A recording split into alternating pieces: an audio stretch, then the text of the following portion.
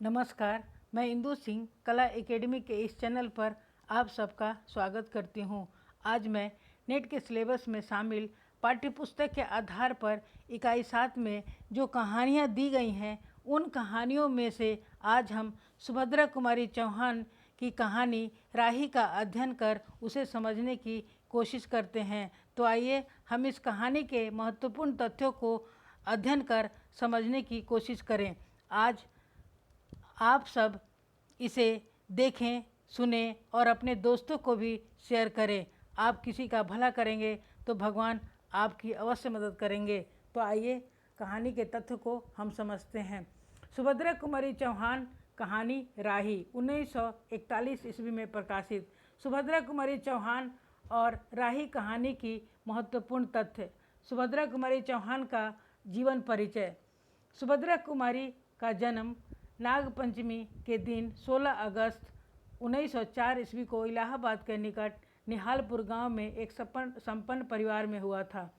1913 ईस्वी में जब वे 9 वर्ष की थीं, तभी उनकी पहली कविता प्रयाग से निकलने वाली मर्यादा पत्रिका में प्रकाशित हुई थी।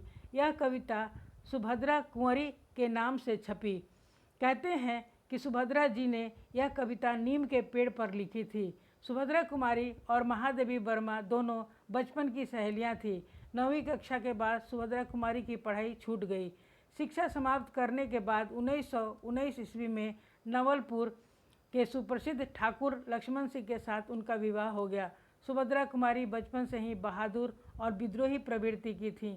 गृहस्थी और बच्चों का जीवन संवारते हुए उन्होंने समाज और राजनीति की सेवा की। 1920 ईस्वी से 21 ईस्वी तक सुभद्रा कुमारी और लक्ष्मण सिंह अखिल भारतीय कांग्रेस कमेटी का सदस्य रहे। 1922 ईस्वी में जबलपुर का झंडा सत्याग्रह देश का पहला सत्याग्रह था, जिसमें सुभद्रा जी पहली महिला सत्याग्रही थी। रोज रोज सभाएं हुआ करती थी, जिसमें सुभद्रा भी बोलती थीं। टाइम्स ऑफ इंडिया के संवाददाता ने अपनी एक रिपोर्ट में उनका उल्लेख लोकल सरोजनी कहकर लिखा था। लक्ष्मण सिंह जैसा जीवन साथी और माखनलाल चतुर्वेदी जैसा पथ प्रदर्शक पाकर वे स्वतंत्रता के राष्ट्रीय आंदोलन में बराबर सक्रिय रहीं। कई बार वे जेल भी गईं। जलियांवाला बाग नृशंस हत्याकांड से उनके मन पर गहरा आघात लगा। उन्होंने 3 अग्नेय कविताएं लिखी। सुभद्रा कुमारी चौहान की जीवनी उनकी पुत्री सुधा चौहान ने लिखा। मिला तेज से तेज नामक पुस्तक में लिखा है। इसे हंस पत्रिका इलाहाबाद में प्रकाशित किया गया। महत्वपूर्ण रचनाएं। सुभद्रा कुमारी चौहान ने 88 कविताएं और 86 कहानियां की रचना की। कहानी संग्रह। बिखरे मोती 1932 ईस्वी, उन्मादिनी 1934, सीधे साधे चित्र 1947, कविता संग्रह मुकुल 1930, त्रिधारा 1930, जीवनी मिला तेज से तेज। राही कहानी का महत्वपूर्ण तथ्य। राही कहानी सीधे साधे चित्र कहानी संग्रह में संकलित है। यह आत्मकथात्मक या आत्मविश्लेषणात्मक शैली में लिखी गई है। राही कहानी में सुभद्रा जी ने गरीबों के पीड़ा का वर्णन किया है। इस कहानी में उन्होंने भूख के लिए चोरी करने की मजबूरी पर प्रकाश डाला है। इस कहानी में उन्होंने सत्याग्रहियों में शामिल सत्ता के लोलुप व्यक्तियों पर व्यंग किया है। उन्होंने इस कहानी में गरीबों के कष्ट निवारण को ही सच्ची देशभक्ति माना है। सुभद्रा जी के लिए मानवता ही सबसे बड़ा धर्म था।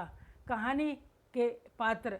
इस कहानी में 2 पात्र हैं, राही और अनीता। राही एक गरीब औरत जिसे चोरी के जुर्म में कैद किया जाता है। अनीता एक अमीर घर की महिला जो स्वतंत्रता संग्राम में क्रांतिकारी गतिविधियों के कारण जेल गई थी। डॉक्टर रामकुमार वर्मा के शब्दों में, राही कहानी अपनी सीमित कलेवर में जन कल्याण, गरीबों की सेवा, गुमराह लोगों के पथ प्रदर्शन का संदेश बखूबी मुखरित करती है।